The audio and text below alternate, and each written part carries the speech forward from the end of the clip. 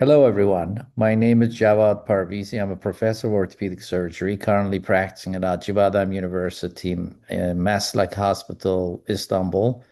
I had the pleasure and the honor of being one of the delegates at the International Consensus meeting in 2025 that was held in Istanbul. Today, I have a distinct pleasure of talking to Dr. Gina Suh, who's an infectious diseases specialist with incredible experience in treating patients with challenging problems of orthopedic infections. She's widely published, and we had the honor of her being the liaison lead author of the question that was discussed during the consensus. The question was, do phages and license have a role in management of orthopedic infections? Gina, what do you think? Hi, Jay. Thank you so much. It's really a pleasure to be here with you today. Uh, the answer to the question, I feel, is that phages do indeed have a role in the treatment of orthopedic infections, and I'll tell you a little bit about why. Phages, as you may or may not know, are viruses that occur in nature that whose sole job it is to destroy, treat, and destroy bacteria. So we humans figured out about 100 years ago that we can take these and treat infections. Now, they kind of fell out of favor when antibiotics became available.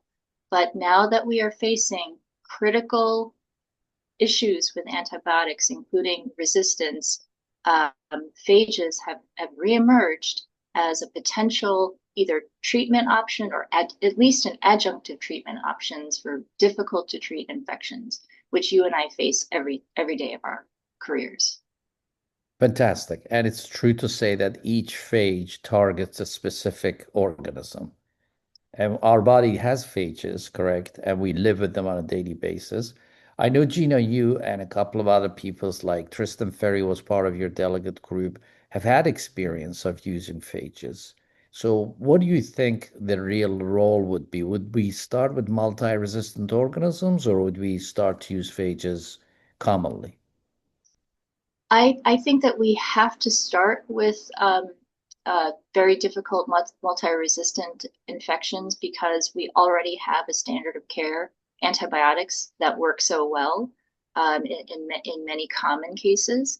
So right now, phages are relegated to end stage. However, my hope is that that paradigm shifts, that in the future, as we really establish a good regulatory pathway for phages, that we bring phages on way earlier in the course of a person's infection journey, right?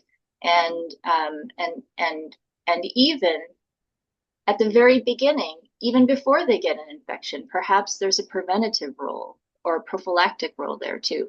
So my hope is that we'll be using phages much more routinely in the future. And phages can be applied topically or intravenously, correct? And what do you prefer, or what do you think will be the mode of delivery in the future? I think that it is probably going to be topical. I think topical probably has a stronger role. However, um, Dr. Ferry, Dr. Tristan Ferry in France, and others who have traditionally used a more topical approach have started to incorporate an intravenous component. And so I prefer to use two different modes of administration when possible because we know that the blood supply can deliver phages to the site and as well as direct administration. So hopefully maybe both if we have the opportunity. But if I had to choose one, I would say topical direct administration because the Per- name of the game is get as many phages to the site as possible.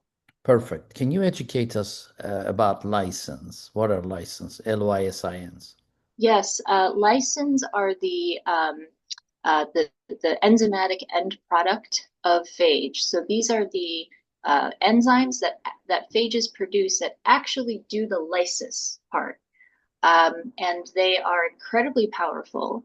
And they also have been used to treat patients, also not commercially available product yet, but our hope is that they will become a product to be used in conjunction with, perhaps, or in addition to phage therapy and antibiotics. Wonderful. How do we get our hands on phages? Are they FDA approved? Can we use them now? No, they are not FDA approved.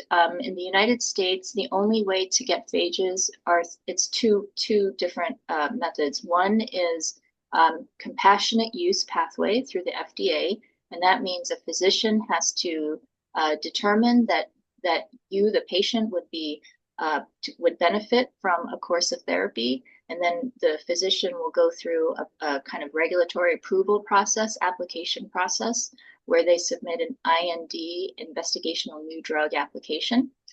And then the only other way is to receive phages through clinical trials.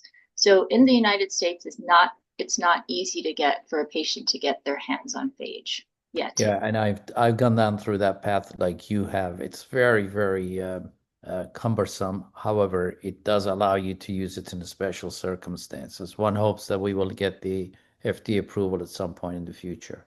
And then finally, can you use phages in culture negative PJI, or is phage dependent on isolating the organism by culture? You need the organism. At least right now, the way we perform susceptibility testing is that you do need the bacterial isolate in hand to be able to give phage. Now, in the future, my hope is that we can put together broad spectrum or cocktails of phages with a broad enough spectrum that we can perhaps use them in the future for culture negative endocarditis. But at this point, we are limited to treating infections with the bacterial isolate in hand. Fantastic. Just for fun fact, I'm going to Tbilisi next week, Gina. I'll be visiting the Phage Center in Tbilisi, Georgia. I'll send you some pictures. I know you've been an amazing, dedicated physician that has helped us managing these very, very complex cases. So if I were to summarize, Professor Gina Suh from Mayo Clinic today was our host who has kindly done all the research related to the use of phage. And in fact, actually, is one of the most experienced people in United States related to phages. She believes that there are roles for phages and license and management of complex orthopedic infections. She feels the topical application, perhaps together with combination of IV, will be the way to go. License, complement the administration of phages. Those products are not FDA approved. You can use them on compassionate basis at the moment, but maybe in the future they will become FDA approved and we will have access to the products. Spectacular work as always, Gina. Please keep up the good work. And I can't thank you enough for carving out time out of your busy schedule today to talk to us. Is there any last minute message or message you have to the delegates and the audience before we go? I say keep an open mind because there are treatments out there and that are truly innovative that will change our lives. Thank you as always. Really Thank appreciate it. Have a you. great day and see you back in Istanbul. Thank you. Thank you so Bye-bye. much. Thank Bye. you. My pleasure.